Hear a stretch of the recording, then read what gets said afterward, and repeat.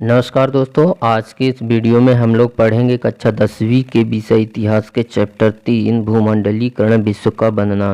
दोस्तों, आज के टाइम जो भी देश हैं वे सारे देश एक दूसरे के संपर्क में हैं, चाहे वह व्यापार के माध्यम से हों या विचार के माध्यम से हों या एक देश से दूसरे देश में सामान का आना जाना के माध्यम से हो या लोगों का एक देश से दूसरे देशों में यात्रा करने से हो। ये जो भी चीज़ें हैं इसी को हम लोग भूमंडलीकृत या वैश्वीकरण कहते हैं। इसी प्रकार आज से हजारों साल पहले भी लोग इसी तरह से यात्रा करते थे, चाहे वह काम की तलाश में हो या पूंजी के लिए हो या अन्य चीज़ों के लिए हो। फ़र्क इतना था कि उस टाइम का वैश्वीकरण इतना आसान नहीं था जितना कि आज है। आज के समय में नई नई टेक्नोलॉजी आने से वैश्वीकरण आसान हो गया है पहले की तुलना में। ठीक है, और इस अध्याय में हम लोग देखेंगे कि तब से लेकर आज तक के जितने भी वैश्वीकरण में बदलाव आए हैं उनका एक अलग इतिहास रहा है। दोस्तों, इस अध्याय में जितने भी प्रश्न आपके बोर्ड एग्जाम के हिसाब से महत्वपूर्ण हैं उन सभी प्रश्नों के बारे में इस वीडियो पर चर्चा करेंगे। तो प्लीज़ वीडियो को शुरू से लेकर अंत तक ज़रूर देखिएगा, और अगर वीडियो पसंद आए तो वीडियो को लाइक और दोस्तों में शेयर भी ज़रूर करिएगा तथा कमेंट बॉक्स में अपनी प्रतिक्रिया भी अवश्य ही दीजिएगा कि आखिर आपको हमारी यह वीडियो कैसे लगी। तो चलिए दोस्तों, वीडियो स्टार्ट करते हैं। कार्न लॉ के समाप्त करने के बारे में ब्रिटिश सरकार के फैसले पर टिप्पणी लिखें। ब्रिटेन में कार्न लॉ के समाप्त होने के बाद बहुत कम कीमत पर खाद्य पदार्थों का आयात किया जाने लगा। क्या है कि पहले ये कार्न लॉ कानून जो है तो लागू था जब तक क्या है कि कोई भी वस्तुएं जो है तो बाहर से इस देश में ब्रिटेन में जो है तो अंदर नहीं आ सकती थी, जिसकी वजह से क्या है कि यहाँ किसानों की स्थिति काफ़ी अच्छी थी। लेकिन जैसे ही इस कार्न लॉ के कानून को जो है तो ब्रिटिश सरकार ने तोड़ा है तो किसानों की स्थिति जो है तो काफ़ी ख़राब हो गई थी, क्योंकि क्या है कि इस कानून के तोड़ने के बाद जो भी मतलब वस्तुएं विदेश से जो है तो अंदर आने लगी, मतलब ब्रिटेन में आने लगी, और ब्रिटेन की जो भी कुछ किसानों के पास उपलब्ध है जो भी कुछ फसलें थी उन फसलों की जो कीमत थी वह ज़्यादा थी। जो बाहर से आने वाली जो फसलें थी उन फसलों से जो है तो इनकी कीमत ज़्यादा थी, इसलिए इनकी कीमत ज़्यादा होने की वजह से इसका लोगों ने उपयोग करना बंद कर दिया और सभी लोग जो है तो बाहर से आने वाली वस्तुओं का उपयोग करने लगे। तो जिसकी वजह से क्या होता है कि किसानों की जो स्थिति है, आर्थिक स्थिति, वह बिगड़ जाती है और वो लोग जो है तो खेती करना बंद कर देते हैं। ठीक है, और हज़ारों लोग जो है तो बेरोजगार हो जाते हैं, क्योंकि खेतों में लगे हुए जो हज़ारों लोग हैं वो कहीं ना कहीं किसान के द्वारा कृषि कार्य बंद करने से बेरोजगार हो जाते हैं। ठीक है, तो ऐसे में जो है तो कई लोग जो है तो गांव छोड़कर चले गए या शहर छोड़कर चले गए या कई जो है तो दूसरे देशों में जाकर बस गए। ठीक है, तो यह जो है तो ब्रिटिश सरकार का फैसला था कार्न लॉ के समाप्त करने के बारे में। ठीक है, उसके बाद हम देख लेते हैं हमारा जो दूसरा क्वेश्चन था वो इस प्रकार से है कि महामंदी के कारणों की व्याख्या करें। महामंदी का मतलब यह है दोस्तों कि मतलब कोई भी जैसे कि व्यापारिक क्षेत्र में जो है तो कमी आ जाना, आर्थिक क्षेत्र में, व्यापार में, ठीक है, इन चीज़ों में जो है तो कमी आ जाना ही जो है तो मंदी है। मंद का मतलब है धीरे धीरे उसमें कमी आ जाना। तो 1929 से शुरू होकर 30 के दशक के मध्य तक रही मंदी के कुछ प्रमुख कारण थे। यह कहाँ तक थी? 1929 से शुरू होकर 30 दशक के मध्य तक, 1930 के दशक के मध्य तक रही। इसके कारण निम्नलिखित थे। पहला कारण था कृषि उत्पादों की गिरती कीमतें। जो कृषक वहाँ थे जो मतलब कृषि फसलों का जो उत्पाद करते थे उन उत्पादों की जो कीमतें हैं वह गिरने लगी।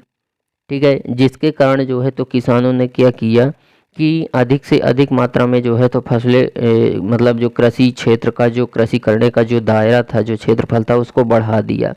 क्योंकि अगर मान लेते हैं जैसे कि एक किसान के पास अगर 2 एकड़ ज़मीन है तो 2 एकड़ में वह जितनी फसलें उगाता था वह जो है तो 3 लाख रुपए 4 लाख रुपए की बेच लेता था।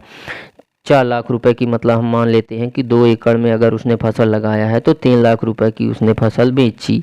लेकिन क्या हुआ कि जब उत्पादों की मांग गिर गई तो उसका उस 2 एकड़ की जो फसल 3 लाख की होती थी तो वो होने लगी 2 लाख की। तो ऐसे में क्या किए किसानों ने कि उन फसलों की जो दायरा था फसल उगाने का, जो कृषि का दायरा था, उसको बढ़ा दिया, क्योंकि उनको जो है तो फसलों से केवल 3 लाख तो लेना ही था। ठीक है, चाहे वह जो है तो जितनी भी ज़मीन का यूज कर लें फसलें उगाने के लिए, उनको 3 लाख चाहिए तो चाहिए। इस हिसाब से उन्होंने क्या किया कि फसलें जो है तो ज़्यादा मात्रा में उगाना शुरू कर दिया। ठीक है, जिसके कारण फसलें ज़्यादा मात्रा में उगी, जिसके कारण उसकी जो कीमतें हैं, कीमतें गिर गई। ठीक है, और किसानों की जो आय का स्तर है वह भी जो है तो गिरने लगा, क्योंकि वे यह चाहते थे कि किसानों की जो आय का स्तर है वह बराबर बना रहे। ठीक है, लेकिन जब फसलों की कीमत गिरी, फसलें ज़्यादा मात्रा में उगाई जाने लगी तो उनकी कीमतें कम हो गई, खरीदार भी कम पड़ गए। तो इस कारण फसलों में जो है तो फसलें जो है, जो कृषि फसलें हैं, वह जो है तो पड़ी पड़ी सड़ने लगी, जो कि महामंदी का प्रमुख कारण बना।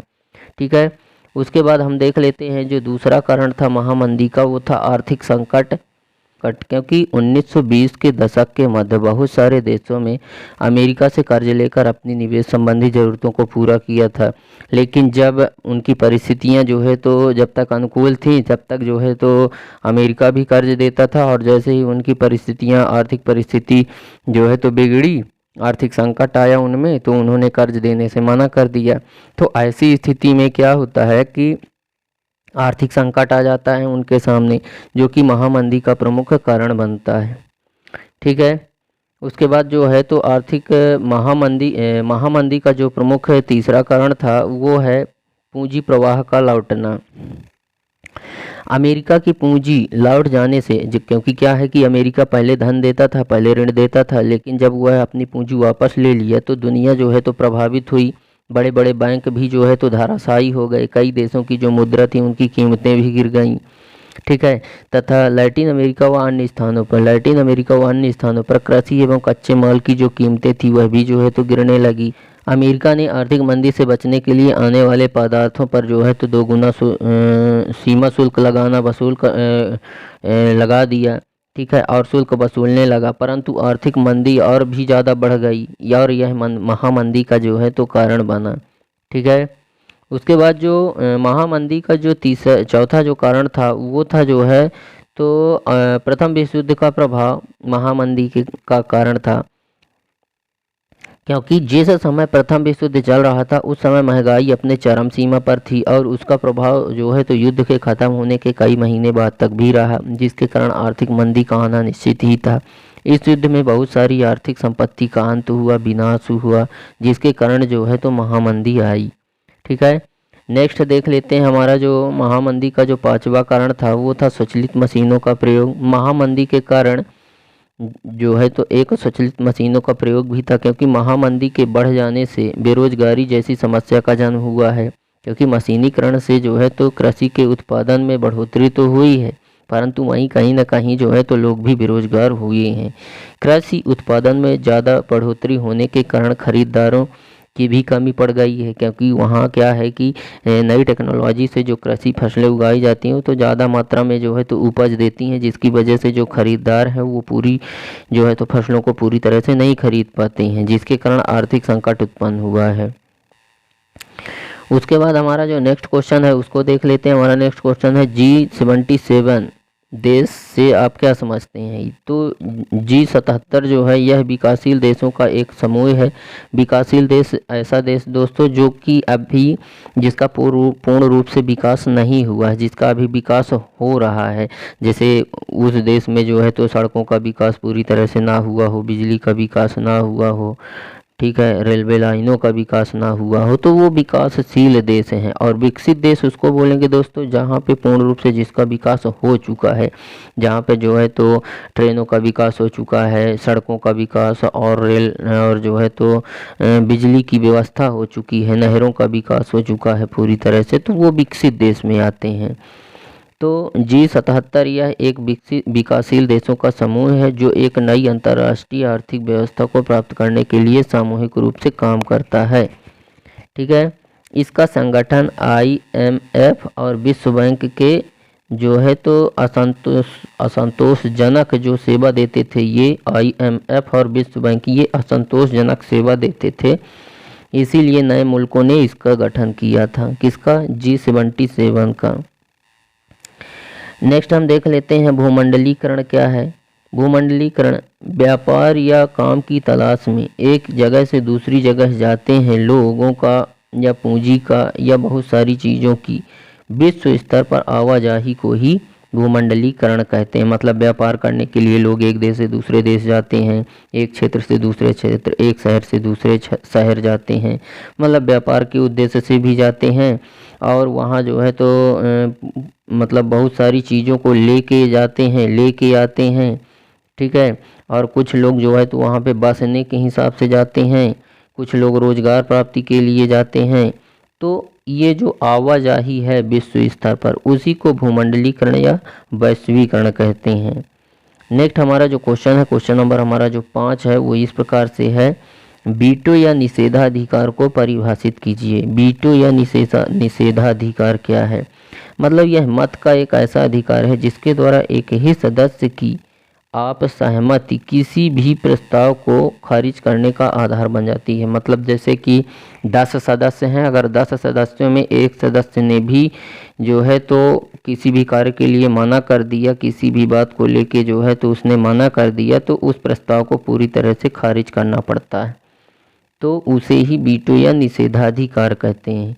तो दोस्तों उम्मीद करते हैं कि आपको हमारा यह वीडियो पसंद आया होगा। वीडियो अगर आपको पसंद आया है तो वीडियो को लाइक और दोस्तों में शेयर ज़रूर करिएगा, तथा अगर अभी तक आप लोगों ने हमारे चैनल को सब्सक्राइब नहीं किया है तो प्लीज़ सब्सक्राइब कर लें एंड बेल आइकन भी प्रेस कर दें ताकि हमारी नई नई वीडियो की नोटिफिकेशन अब तक सबसे पहले मिले। तो दोस्तों आज के लिए बस इतना ही, मिलते हैं आप सभी लोगों से नेक्स्ट वीडियो में। जब तक के लिए जय हिंद।